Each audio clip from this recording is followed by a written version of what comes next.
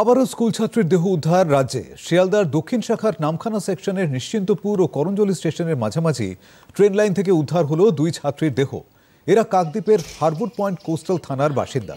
Tuition পড়তে যাওয়ার নাম করে বাড়ি থেকে বেরিয়ে আর বাড়ি ফিরে আসেনি এই দুই ছাত্রী। তাদের তিন বন্ধুকে জিজ্ঞাসাবাদ করে মৃত্যুর কারণ জানতে চাইছে পুলিশ।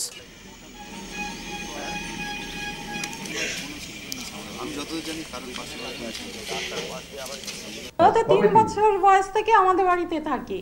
এটা কি দাদুর বাড়ি? হ্যাঁ, এটা হচ্ছে মামার বাড়ি। তো 4:30টার সময় পড়তে বেরিয়ে গেছি।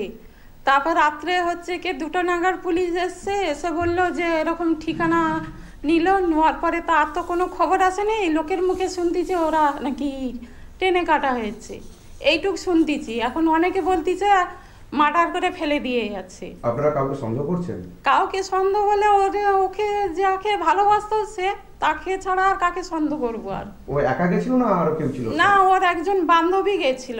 সে কি বাড়ি গেছে? না, সেও আসেনি। সেও তো মার্ডার করেছে।